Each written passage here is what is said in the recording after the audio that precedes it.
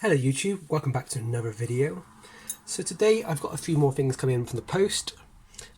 These were, I believe, bought from eBay, and I thought we'll crack on, open some parcels and see what I've got.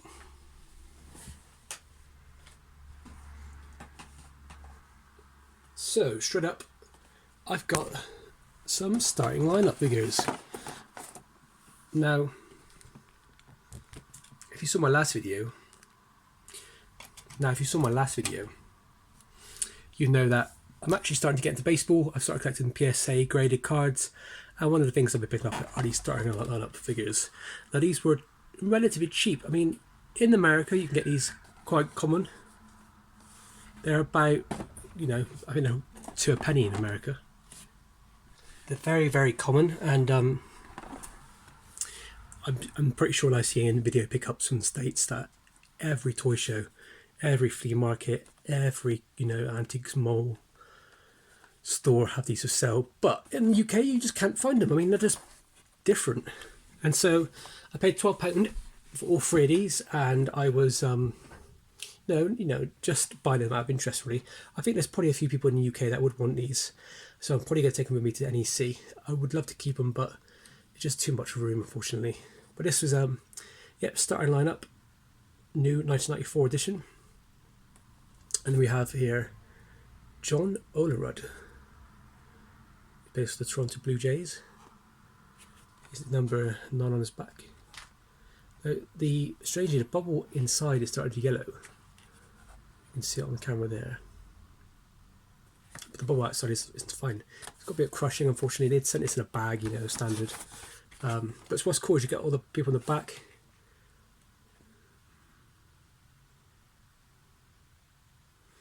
I'm obviously new to baseball, so there's not that many people I recognise there at all, really. This is the Stadium Stars.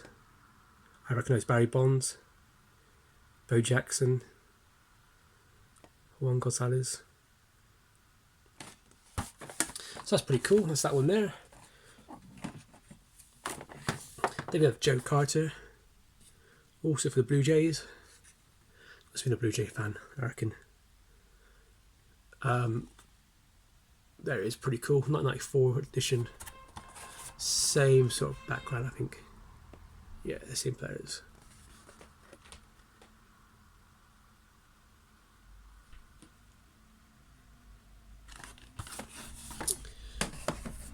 And then we have this one here. This is 1999. I didn't realise they still made them, but back then. But I'm pretty sure they probably still make them now. But I always thought it was very much an 80s, early 90s thing.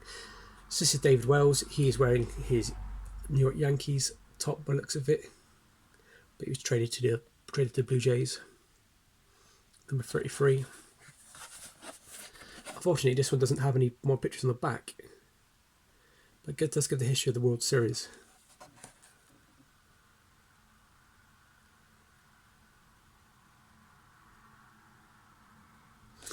You got the membership card there. Yeah, these are pretty cool. I've started playing baseball recently, so it's all a bit of fun, all a bit of history. So it's an extended series here, so maybe it's as he was traded, maybe it's like players that wouldn't usually get made into a figure. I mean, they're pretty pointless figures. I don't necessarily they might rotate the joint there, but what are you going to do with these? I wish you can play some weird game in your head or something. And now I've got 2 boxes of stuff. I'm pretty sure I know what's in one. I can't remember what's in the other, so let's have a look.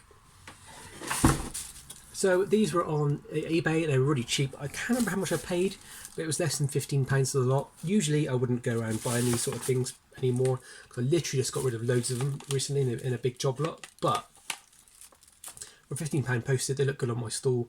They're one of those things which are just bread and butter figures, not worth much at all, really, at all. And everybody knows them when they see them. It's, of course, modern Star Wars figures. Now, this one here is Mao Nadon. We know him as Hammerhead. Now, I had this figure as a kid, and I'm not really sure if I had it on this card with a foil, most likely. But people trade to try and track down and collect certain cards. So the ones with the foils, some of them were more rare than the others. So this is Power of the Force. These toys came out in 1995. I believe this one came out in 97, because originally they were like a reddy orange colour. Now, I had loads of these sort of figures back in the day. I can honestly say I had every single one on the back of there. My favourite being the Sand Trooper. And Luke Jedi, I loved him. I had loads of Jawas for some reason. I did not have much vehicles on this line. I had the X-Wing and the Millennium Falcon. My brother had the TIE Fighter. I had the Land Speeder and the Scout Bike from Jedi. Luke's T-16 Skyhopper. That's what he talks about in his is it Shooting Womp Rats or something? And then you got the Electronic Rebel Snowspeeder, which is a really cool toy. I've had it full and sold it, but not had it for myself. That's that one.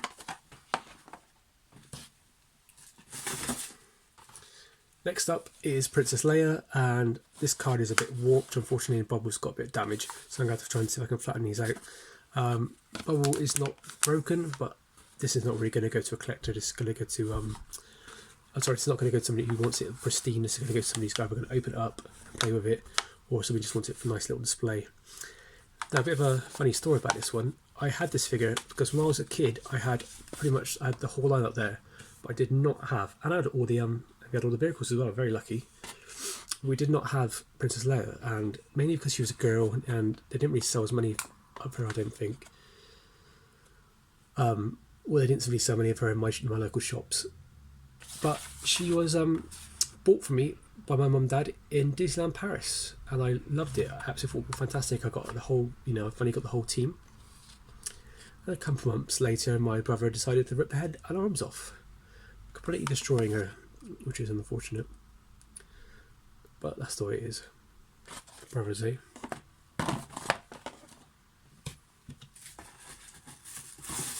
These all feel a bit dusty, like they've been kept in the loft for a long time.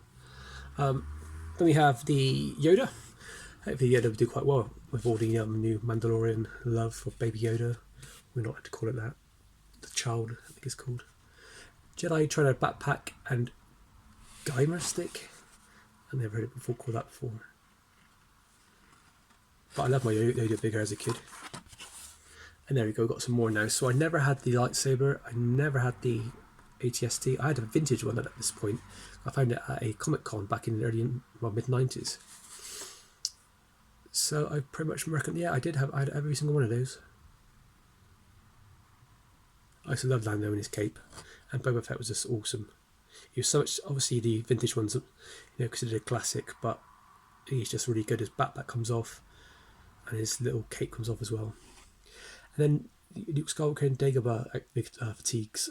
That was like a figure that, for the first time ever, all these figures here you can buy in the vintage range, but that one you couldn't, and it just blew people's minds, I think. I remember having it and loving it. But unfortunately, my figure, his face got a bit scratched on the paper one day. There's Yoda. Then we have Luke Jedi on the red card, which I've never really seen before. I've seen a lot of green carded ones, but not on the this style one. He's pretty cool. And there you go. Now it starts. This is the end of the red line, I think, because I remember Dash Rendar, is it? Dash Rendar, that's his name. That ship, I had that as a kid, and it was really cool, but it was like a really poor imitation of the Falcon. And then we had the Shadow of the Empire 2 packs. I definitely had the Boba Fett and IG-88. My brother had the Darth Vader and Prince Sizor, what his name was. These ones were very, very weird. I definitely had Luke, and my brother had Han, I think. But I definitely remember having Luke. And then down here, Luke Jedi, Princess Leia, which I love that outfit. It's such a good outfit with helmet removed. Unfortunately, the bomb in her hand is permanent. Han Solo and Carbonite had that one as well. And then I didn't have any of these figures apart from the Prince, which came in the 2-pack.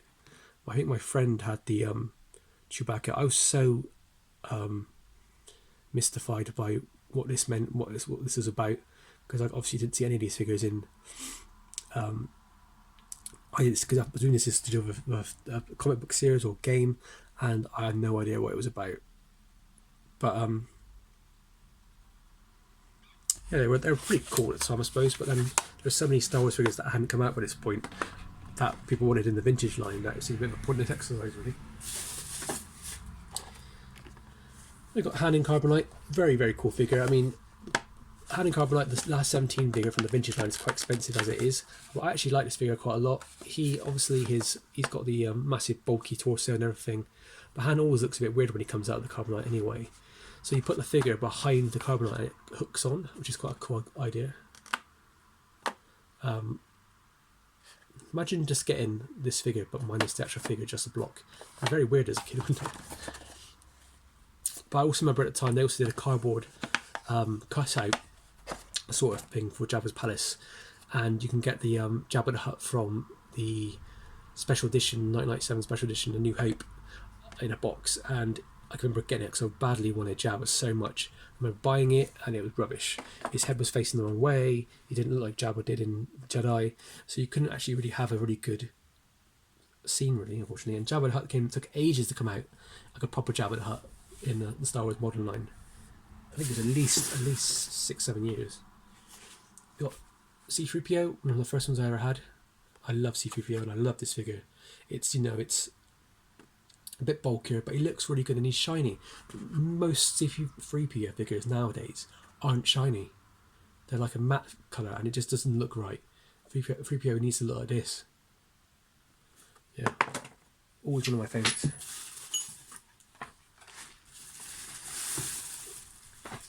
Ooh, then we got Lando. Yeah, great. The only problem about Lando in this figure is the cape kind of sits on him as opposed to being like a cloak, like Jedi Luke. So when it sits on him, it has a tendency to fall off as soon as you move it, or if you do get it on him, you can't really twist his arms without it falling off again.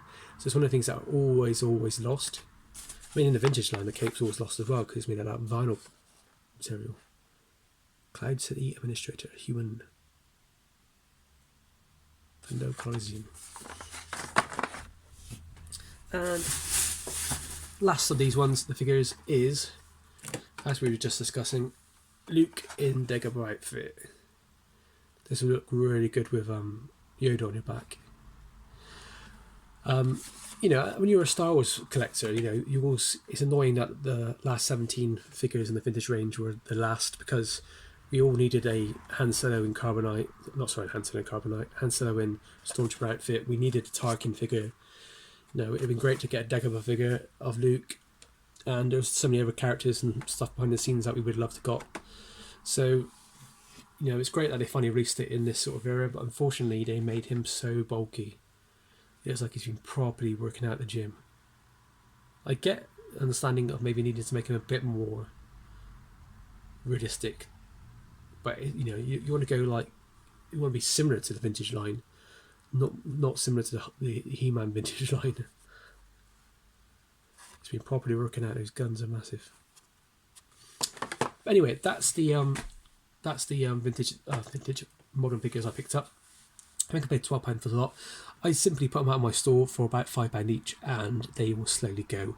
I'll probably take about a year to sell those figures. There's about 10 shows worth of figures there before they will go.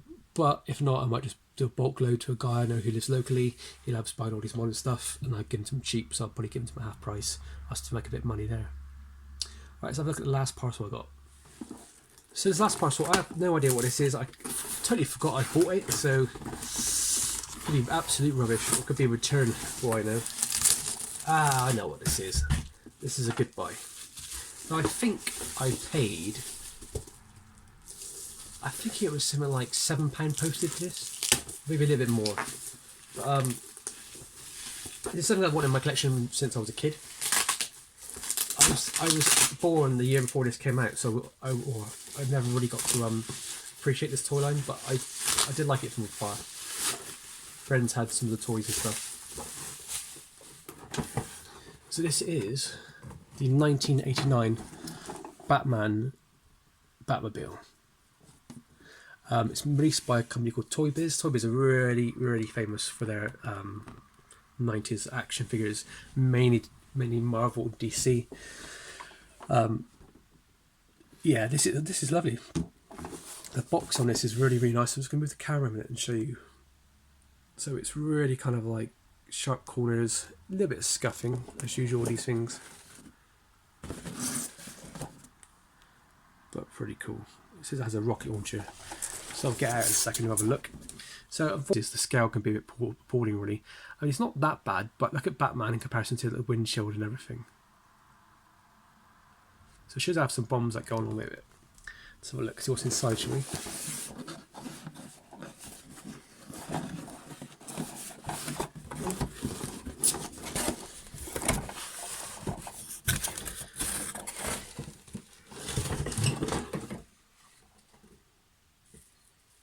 So it's missing its inner tray, and I cannot see where the bombs would be. Oh, there they are. So this is my favourite Batmobile of all time, without a doubt. I wish they made this toy so that this bit came over the top and you had a proper hidden, kind of like driving seat, if you will. I love that logo. I think it's the best Batman logo. I love what Tim Burton did. This Batmobile, it has that kind of like modern 80s look, whilst also being kind of gothic and also being kind of Art Deco at the same time. It's quite a cool car. I mean, I haven't got any figures to go in it, but it's got like this button here which does something.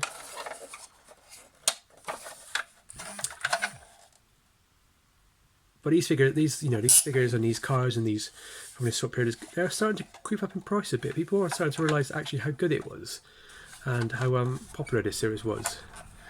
So they're trying to buy their childhood back, and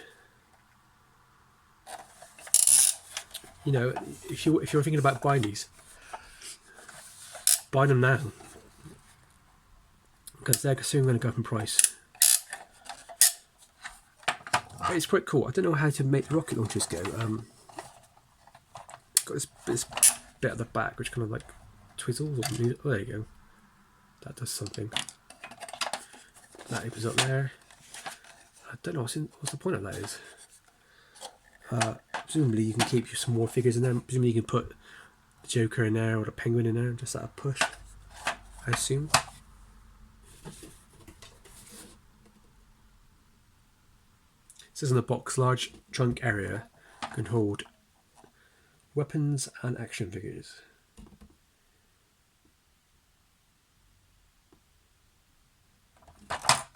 So it says the gear stick in the cockpit is what makes the there they are. So the gear stick in the thing makes the rockets come up. That's pretty neat. I still need to play with this and see how it works, see what I can do with it. But yeah, that's pretty cool. Don't really know how to get this back on like that. I imagine that back bit gets missing quite a lot. Anyway, short video, not too long, hopefully. Thank you very much for watching. Appreciate it as always. Thank you to all my new subscribers. I'll try to do some more videos over the next couple of weeks. Christmas is coming up, so I will be a bit busy, but I do have the NEC Toy Show on the 27th of December in Birmingham, UK. If you're in the area, please come along. Even if you don't, can't afford to spend money, just come along and have a look, because it's like a museum of toys, basically. Everything you've ever wanted in one shop, basically. And the NEC is massive. It's always worth it. And chances are you might be able to pick up a bargain. And if you are interested in buying more high-end stuff as well, there's always good high-end stuff at the NEC. NEC is the premium show, I think, that along with Sandown in the UK. But NEC is my favourite. And this will be for sale at the NEC, and all these figures you've seen today will all be at sale at the NEC. Anyway, thank you very much for watching again. See you soon.